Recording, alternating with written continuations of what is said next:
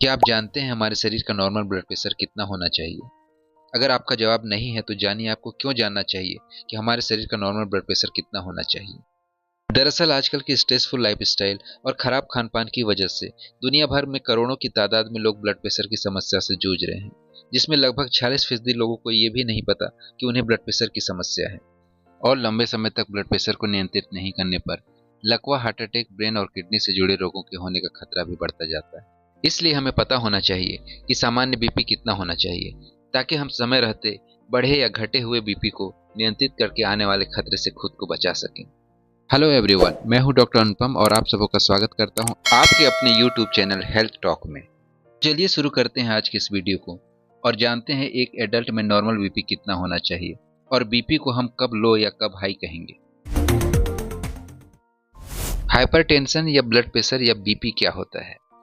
जैसा कि हम जानते हैं, ब्लड आर्टरीज या धमनियों के माध्यम से हमारे पूरे शरीर में ऑक्सीजन, न्यूट्रिएंट जैसे पदार्थों को शरीर के एक हिस्से से दूसरे हिस्से तक पहुंचाने का काम करता है। और जब हमारा दिल या हार्ट धड़कता है तो यह ब्लड को आर्टरीज या धमनियों में पंप करता है, जिससे आर्टरी में ब्लड बहने लगता है और इसी बहते हुए ब्लड के द्वारा आर्टरी की दीवारों पर दबाव उत्पन्न होता है, जिसे ही ब्लड प्रेशर कहते हैं। आपने देखा होगा, बीपी को दो वैल्यू में व्यक्त किया जाता है। पहले को सिस्टोलिक बीपी या ऊपर की बीपी कहते हैं। ये हमारे हार्ट की मांसपेशियों के सिकुड़ने या कॉन्ट्रैक्ट होने के दौरान ब्लड द्वारा आर्टरीज या धमनियों में डाले जाने वाले प्रेशर को दर्शाती है। और दूसरे को डायस्टोलिक बीपी या नीचे की बीपी कहते हैं।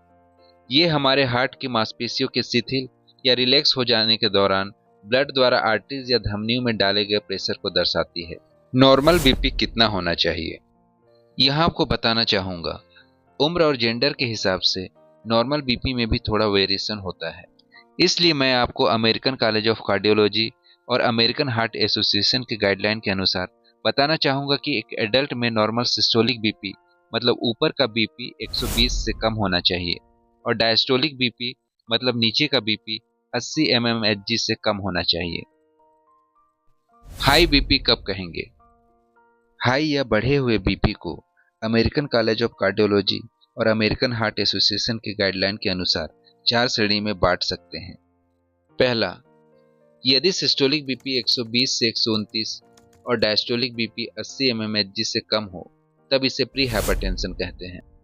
चूंकि प्री हाइपरटेंशन के मरीजों में भविष्य में बीपी बढ़ने की संभावना ज्यादा होती है, इसलिए उन्हें अपने लाइफस्टाइल और खान पान में सुधार करने की सलाह दी जाती है।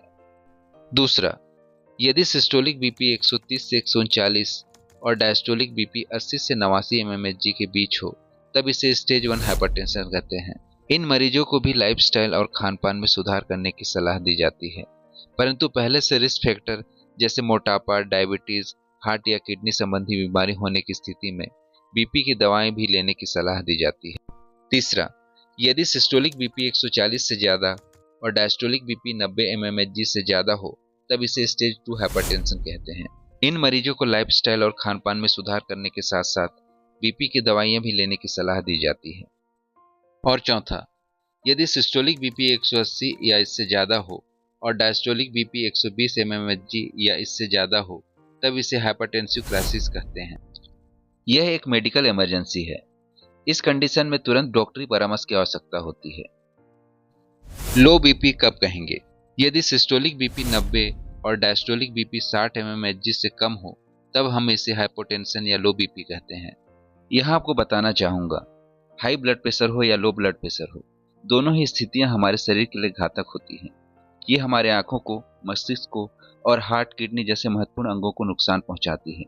इसलिए दोनों स्थितियों में हमें जल्द से जल्द डॉक्टरी परामर्श लेनी चाहिए, ताकि हम समय रहते हाई या लो ब्लड प्रेशर से होने वाले कॉम्प्लिकेशन से खुद को बचा सकें।